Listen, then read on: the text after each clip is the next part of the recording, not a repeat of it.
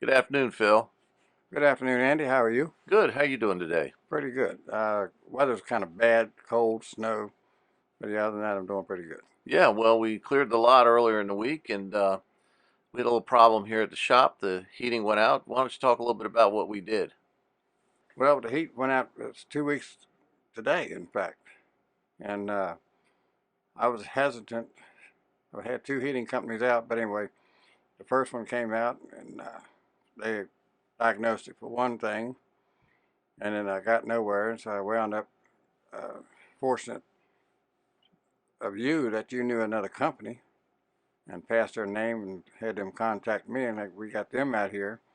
And the company that diagnosed it initially had misdiagnosed it, and we had to order another part, special order, back ordered, and we were here with no heat. And I thought about getting these type heaters that you can get for the shop, and I was hesitant to do that due to the fact I've been around the heaters, years ago, kerosene, so on and so forth, and I didn't do it. And then finally, you could come in here on Friday, was talking to me, and you said that these kerosene heaters, they done changed them.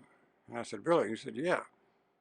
And I said, because I didn't want to have the smell of oil and it's dangerous and this, that, and the other. And you assured me that they would not be. So we ordered them immediately, picked them up Friday night. So we had heat in here yesterday and today, thanks to you. And it's done pretty good. Now, earlier today, I got a phone call and the part came in, so I'll have my heat back on tomorrow. Good, good. Well, the gentleman that I referred to you has been performing service on my heating and air conditioning system for over 10 years. He's an outstanding contractor, and I'm not going to use his name in the course Right, of our discussions, only for his privacy and so forth. But right. I have referred him to a number of friends, including yourself, and they've been satisfied. And it seems that you've been satisfied so far with him as well. Most definitely, and he seems to be very thorough. So, yes, I'm planning on signing him up for a long-term relationship. Yeah, good. Well, you'll notice, our listeners will notice in the picture that is posted with this segment is of you and I standing in front of one of those kerosene heaters. And although they are safer now than they were, Yes, they do have certain, um, safety issues that you need to make sure are, yes, handled. You yes. can't just start them up and let them go. So we would encourage any listener who might have occasion to purchase and use one of these kerosene heaters to strictly follow the instructions that accompany that device. Most definitely, yes. So we are going to depart from our normal progression of discussions today. We had last left off on a segment of your life in the early days, so to speak, and we're going to pick that back up on a different segment. But this segment, you indicated you wanted to talk about uh, some service issues related to vehicles. So I'm going to Yes. let you go ahead and start. Well, I want to put it out there to all the listeners and as well as my customers. A lot of my customers are aware of this, but I always preach if you're going to buy a used car, bring it and have it checked. Uh, and the reason for, once you go and buy a used car and you sign that dotted line and you take the car, then in the window it always has a little sticker that says as is, no warranty. And I've had many customers through the years that did this, purchase cars, and come in and have issues. Some of them big, some of them small. But I had a customer here. He contacted me probably mid-November when he was looking for a small Ford, small pickup truck. Wondered if I knew any customers that had one for sale, and I said, "Well, not really, but if I come across something, I'll let you know." And then on September the 1st, January 1st, excuse me, he called me and said he had this truck, nice clean Ford Ranger, and he needed to get inspected. So I said, sure, bring it in, let me check it out, and I'll get it inspected for you. So he did. We got it in. This truck, we just had a snowstorm, and we were busy, and the inspector didn't make it in. So we were so busy, I didn't get the truck inside until around 4 o'clock that afternoon. I told my tech, I said, look, we need to get this in, get it up in the air so I can check it. We did, and they called me out, and I went over there, and as soon as I walked up under it, all I saw was nothing but rust. So when I saw all this rust under the suspension undercarriage, there was a red flag. So I then told him, I said, do me a favor and put it down on its feet so I can get up under that hood and really do a thorough inspection. And I had an idea of what was going on. So they did, and when I did my inspection on it, all the engine bolts, clamps, connection to hoses, power steering pump was totally rusted. And this dealer had done a lot of expense replacing components under that engine compartment to make it look like it was fairly new. And the odometer had 62,000 miles. So when I saw all that, I told my tech, I said, go ahead and put that outside because I want to get it to the front door first thing in the morning because I'm going to have the customer pick this up and take it back. Try to get his money. So they did, and I was walking around looking at that truck, and I could tell total thing had been painted, and it was clean, but also knew that there was something peculiar about this truck, and I suspected it had been in a flood, because anytime you get rust over the engine, especially where the bolts that never rust or rusted, power steering pump rusted, the engine had pits from the water, and so on and so forth. So I took a close look at this truck that was sitting in the front of the shop, and I walked to the rear of it, and I'm looking at it, and it had one dealership's decal on it, and it had another one. And I thought, well, I wonder when he bought this truck. So I looked at the temporary tag, and he had bought it. One dealer had it, sold to the other one. So I'm looking at this truck, and I looked at the bed of the truck, and I could tell it had like a top cover on the back bed, but it hadn't been on there long. And it took some of the paint off when they took it off, but it didn't take very much. Then I saw where they had the tape up there next to the bed, where the cab is, and they had the double-sided tape where you have it like a toolbox, would keep it secure. So I told my manager and my techs, I said, this truck, number one, has been in a flood, and the dealer that purchased this probably is not aware of it. And then I said, well, I don't want to call the customer at night and ruin their evening. I'll call them first thing in the morning. So I did. Explained to the customer my findings.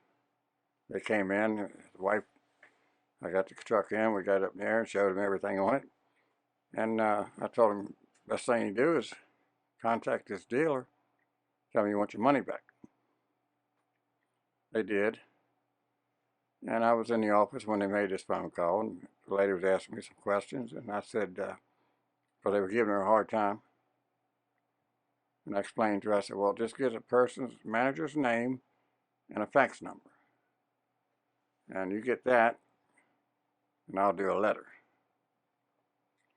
So when she was speaking with him on the telephone, they didn't want to hear anything about that truck coming back.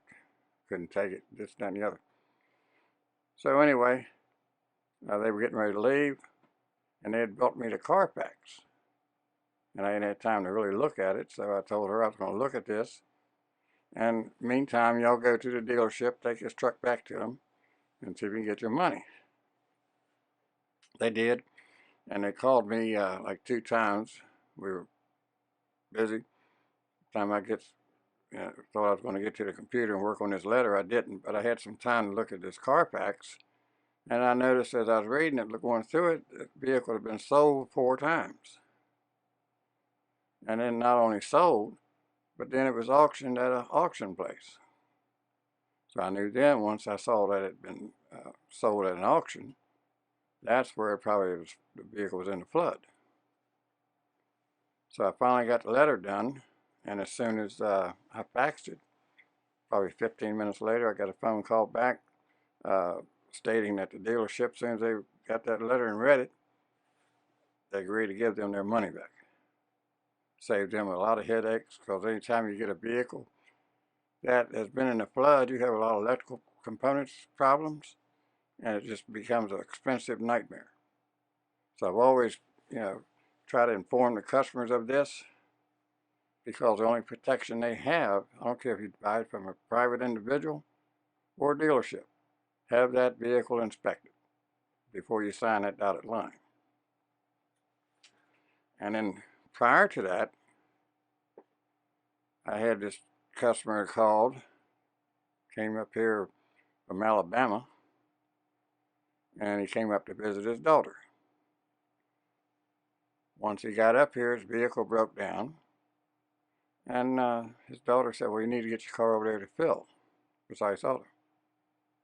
They did, had it towed over. We checked it out, and it needed a throttle body. So we had to order the part. The part was like 2 or 3 days out. Once the part came in, my tech got to the vehicle and commenced taking the vehicle apart, the throttle body off. And the throttle body that had been replaced, or said was replaced in Alabama from this shop, had not even been touched. Had the old throttle body, the old computer component that goes with it. And once we realized that, we passed it on to the customer. And that repair was done in Alabama, and he said he paid almost $900. They never even took that component off that vehicle. Took his money, and what they did was they put it on a computer, reset the program light, and they knew the light, once you reset a system, it has to go through a cycle. And a cycle can take anywhere from 36, 48 hours, and also so many starts. Stop and start, stop and start. So it did well until he got up here. So when the customer came in, we had the component, showed it to him. But between those two situations in that few day period, I get upset about that, because, I know how it is, and I don't appreciate shops, dealerships, small dealerships, large ones, taking advantage of customers. So I try to educate my customers, as well as any listeners out there that's not aware of this. And I'm sure a lot of them have been burnt. And once they listen to this session, and then they're going to say, man, if I'd only knew that. Well, let's kind of go back to that scenario with the pickup truck. Yes. And you talk about the Carfax. What exactly is a Carfax? Because I'm sure there are some of our listeners that don't know what that is, and the importance of reviewing the Carfax. Carfax, well, Carfax used to be like a Bible. Some people still consider it the Bible. It's really not. If you go back 15 plus years ago, they did a segment on 60 Minutes regarding Carfax.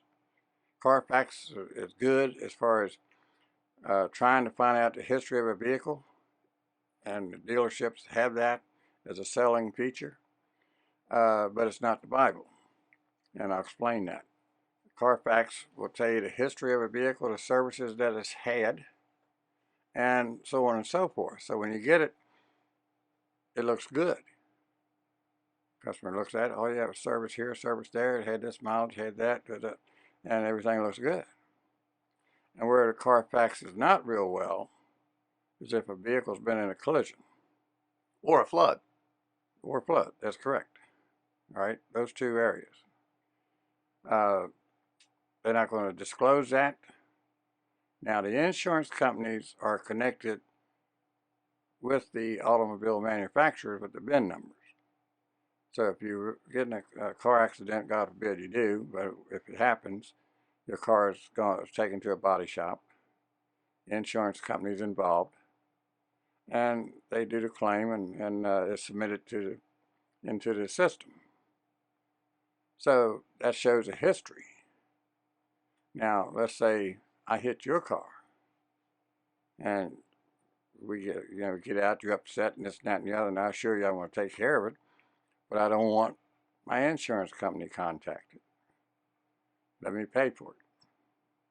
So if we agree to that, which a lot of people do, then your car goes to a shop of your choice, and they do the repairs, I pay the bill. But it's not in the system as far as the system on following vehicles into these shops. It's not required. Insurance companies do it automatic. So that's the difference, and that's Carfax. So when you talked earlier about the letter, what were the general contents of that letter? Because obviously it was very helpful to that purchaser that you wrote that letter. I explained who I was on my letterhead, number one. Introduced myself as the owner, which I am. Explained my findings. Car came in for state inspection, and I explained about all the rust under the undercarriage. I spelled out the new paint was very obvious. It was a poor quality paint job, but it looked good. If a person doesn't have the knowledge to know what to look for, yeah, it looks good. I explained about all the rusted bolts and components up in the engine compartment, and I did not say that in that letter, because I guess that's a gray area, to say to come right out and say it was in a flood, but I walked all the way around it in this letter.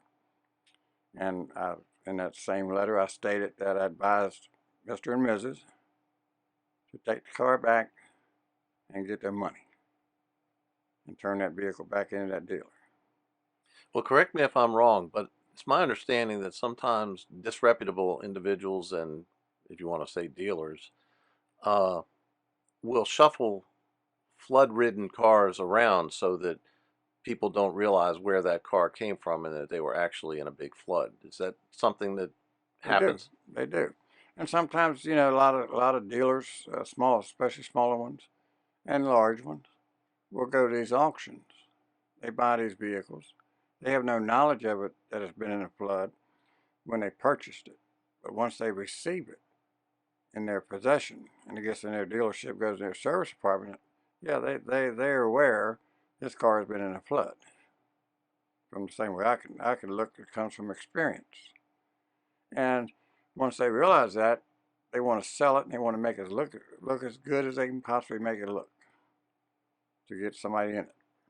So just to be clear, it's not every dealer, it's just some disreputable ones. So it's not a common practice, and those that are reputable dealers and car brokers do not do what we've just Well, described. I can't say not all of them, but on a large percentage scale, yes, because they're in a business to sell cars, and they take in used cars. Some they wholesale on out, yes, but would they? A good reputable dealer, no, they would not do that. Yeah.